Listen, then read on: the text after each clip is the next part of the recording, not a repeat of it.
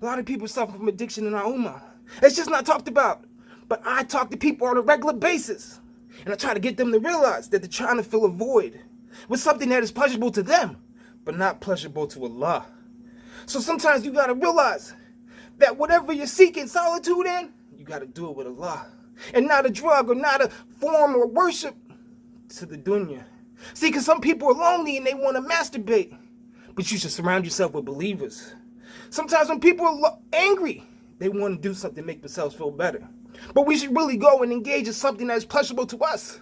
Sometimes when people are tired, they want to go use drugs. But in reality, you should go work out. Get a little jolt of energy some other way. See, so many people, they think, oh, I'm doing worship. But the worship is empty. And this is why it's not working. Because Allah gives you what you intend. He knows your intentions. And your intentions are just to do or form an act. But it's not really to try to get rid of this thing that is holding you down. We got to be real with ourselves and with Allah. See, this addiction thing is hard and it's a struggle.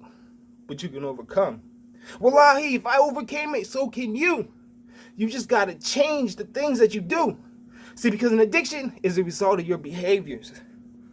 And if you can change your behaviors, you can change that addiction. A lot of people will tell you, you need to stop doing whatever it is you're doing. But it's a lot harder than that. We got to realize that sometimes you got to take little bits and pieces, take small bites until you can eat the whole meal. See, when Allah prohibited alcohol, He did it in stages. He ain't just prohibited at the very beginning and say stop drinking and everybody did. He knew it'd be difficult for the people, for the ummah. So He slowly asked people and told them why it was haram.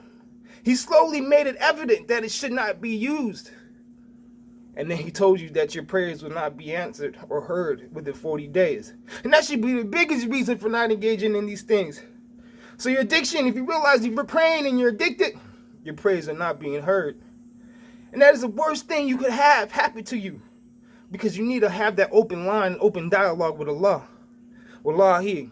See, there was a time where I appeared to be practicing and I appeared to be doing what I was supposed to. But in reality, I was trying to please everybody else. And I was worried about everybody else's problems instead of worrying about my own. Sometimes you have to focus on yourself first before you can focus on other people or doing things for other people. So try to change these ways, man. Addiction can be overcome. Change can come. You just got to believe in Allah. And remember, the most powerful thing that we have is dua. Because without that, we are not spiritual warriors. But with that dua, it's like a sword. And it can cut through anything. So get close to Allah and know that you can change. Because Allah loves you. And I love you too. If you have a problem with addiction, inbox me. It's your boy Taladdin. Assalamu alaikum wa rahmatullahi wa barakatuh.